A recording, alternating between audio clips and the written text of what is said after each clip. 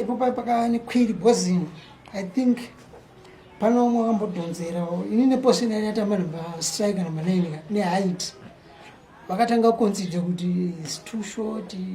Dynamos wacho manje vakuti I can't play position here. We need someone ari taller than Chichi. Saka pakamboitika kuti makwiri inini after all pana our former president akafa Kenan Banana aindoona kuma games ema under 18 ema province aigara chimonditi iwewe hakuna someone anokuita kuti ubve mu area maunogara you're lacking just a little bit chichi ndikati no maybe kana time yasvika ndiyera pataona someone achachintora I think pakati akapush up kuti brother wangu plus brother wangu ndakazombotamba naye inini ndiri form 1 pa secondary ndakavombotorwa ndikanotamba ndikarepresenta Zimbabwe under 20 Zimbabwe ndiri form 1 pa secondary. Saka ndakasvika brother wangu big akatanga kundiudza kuti bro unotambo bhindo ndiro unofanira kutamba kuno kusauye kuzviti unokundikuona makuita kuti mastyle eodorete mastyle tamba rako sure ndikangozvitedzisira plus munhu aingogara achindimotivate every time ndo kana kuground usatya chaunga unoziva rufaro yaiti kana yakazara zvishuwawo kana wega unozoona kuti supporter ari kuexpecta something good results. Saka ndakangozvipawo kuti ndana Dr. Dynamos ainzi SlyMedia TV auya aindifarira manje aingonditi mfanho mutoro mfanho and those time manje panga paane members yanga yakundi offer kuti nditi mutoro because anatapira vanga vaenda kumembers ndoraswa tore mukomano ari pachikoro zvake but at least ane advantage zvinhu zvakawanda mukomana mutore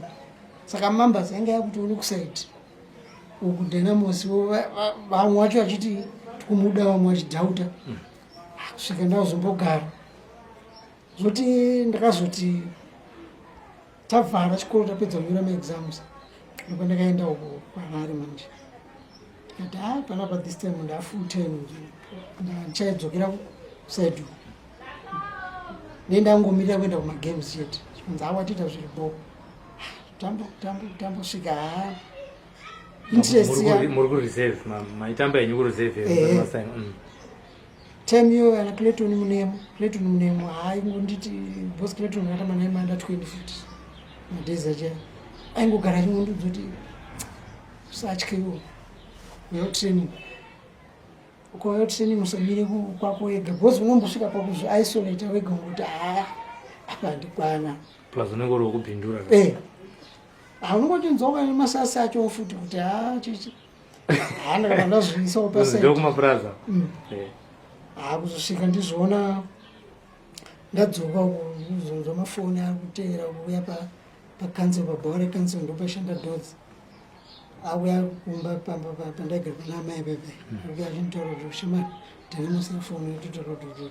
ufanira kudzoka kuyako ati saka ningona zvichiita kana kuti anzi enda ukatadza kukwanewo kudzoka kuno ndikati anoitsoke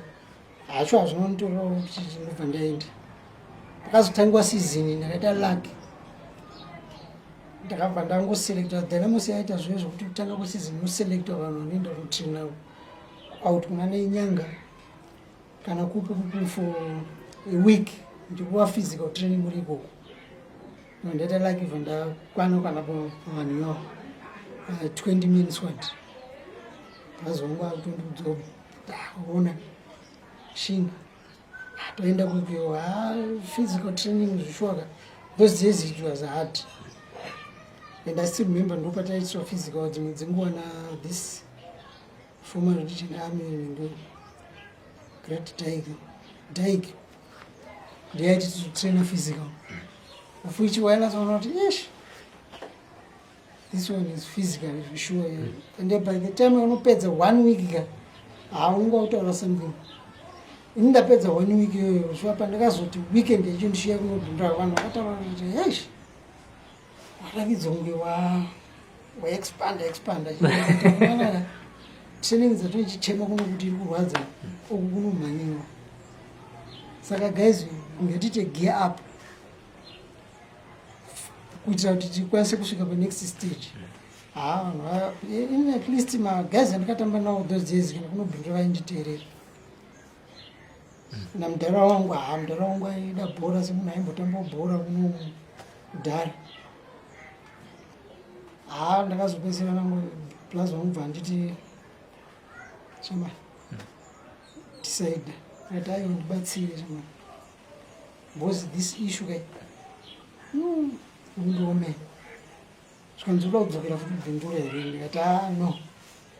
sikanisaka saurata pamoyo waida kakutya kaivepo futi saka ndakazopedzisira nangu kuti let me go ahead sikanzi usatya shuwa ndakasvika ndichingosvikawo unozoka season yatanga unonge uchingonzwawo masupporters mamwe achitaura ave kumambazo mwainga kubhekana manje wakati Dynamos iona kunoitwa mainjuries asingapori maplayers echichi ndakati zvonira that doesn't matter shuwa ndakabva trainer wiki rokuti tudakaenda kuhighlanders friend ndibva ndakuwara nozva ndakati ndakagara soka ndakatanga kufunga those words dzaingotaurwa nemasupporters kuti Dynamos unokuwara. Saka ndakatanga kugaira ndikati no ndinopika apa ini ndani nemunyama manje Dynamos wetu ikanzi iri kutamba awe vaenda kana ndakakuwara vaenda nendege kana ndiri right kuenda kubulawayo vaifamba nebhasi apo ndega usati wamboikwira ndiwo mukana wacho ndiwo mukana chii chiri kuitika. I think pamba na mikpuna Sunday pane game ratakazonotamba kwaHighland racho ndakakuwara vakazongonditi uripo asi hausikuna mutambo no problem psiwo vakati ndege saka tatina memory muchero achindiwanzira kuti nhasi ikasadona iyi very lucky kuti ndege ikasadona pane mwe munhu akwira muno mundege asingatendero kwira ndege masasa ekubhora saka makaenzana na memory here maiti ndiananga ari murefu muri vapfupi mese kai agara chinetsa iyo nini memory Clayton na brazi wangu na Charles Chiro tagara takangoiswa paipa kunzi haiti yenyaya masuspect I think hapa ndakasvika kubulawayo chichi ende veHighlanders vanhu vazhinji vanga vasati vangunyangondiziva but veHighlanders vaindiziva kumanda 18 patakambotamba nematebhile north ikoko kubulawayo uyo asiri uyo saka ndakagara zangu pabhengi ndichiona bhora chichi ipopa ndo pandaistarta manje kuti okay kana ndazopiwa mukana sisi chichi because brother wangu aindiudza kuti ukanopiwa mukana don't look back because once ukazongopa chance mumwe wako kuti apinde futi zvatovharana end up usina kana anything chekuzoita shuwa ndakaona bhora bva rapera ingame yatakakuna 2-1 here somewhere yakasingakunganisa akadzoka kuno kutamba hamuna kutamba asi ndege makwira nozva ndakasvika kumba ndakati have to fight back recovery inofana kuenda shuwa ikapera ndikazoona the flow week ndikasongotraina iri Thursday ananzi rest ndingoresta ngati it's okay vakundipa good time svika season ikatanga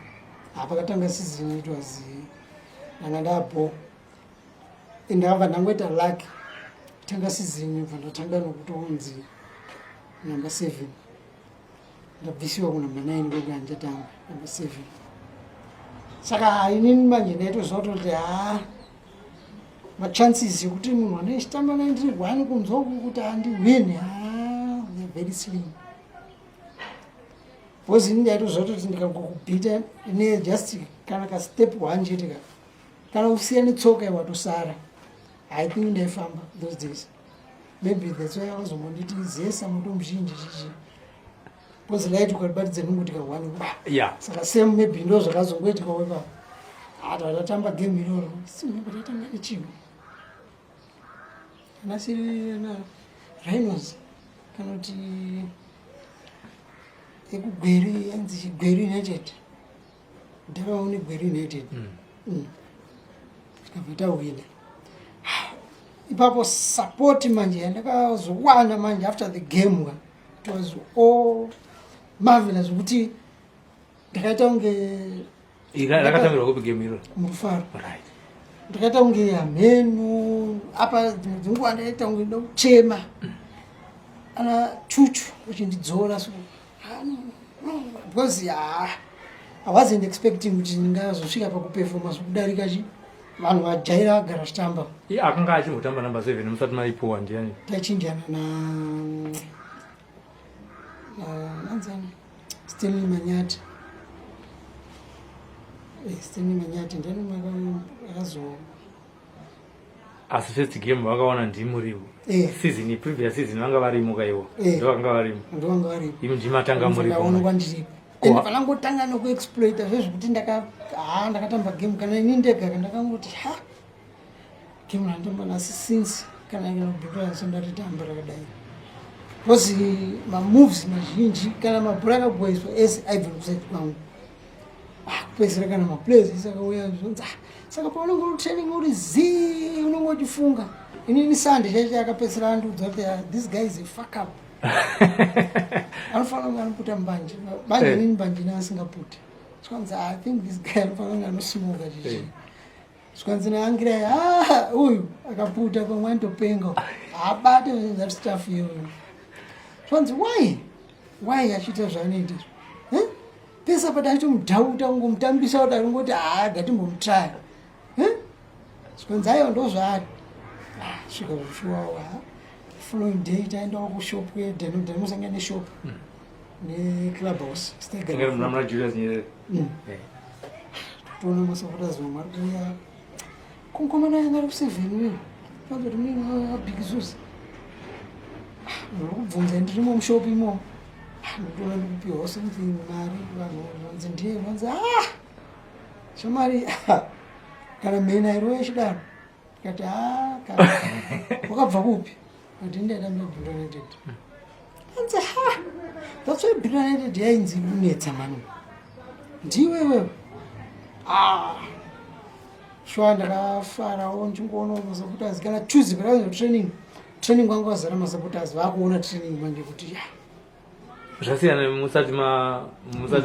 vakuona ikugema vanhu vaingobvunza kuti vakuona uyo aitamba number 7 uyo panhu yanga ku 7 uyo vakamuona ku apa mamune makore mangani papo makatanga if you remember isi 18-19 semunanga apedza form 4 kuma 17 years ago zvezvekuti lazi wangu akangoti usanyanya kufunga zvakawanda because akazouya kumba aita akandiona garomba so aindiona ndikuda kuchema kati tikupererwa next game uchichizvenzi tidza zvokwatita izvozvo wakatotita zvese chingoita zvezvezvo carry on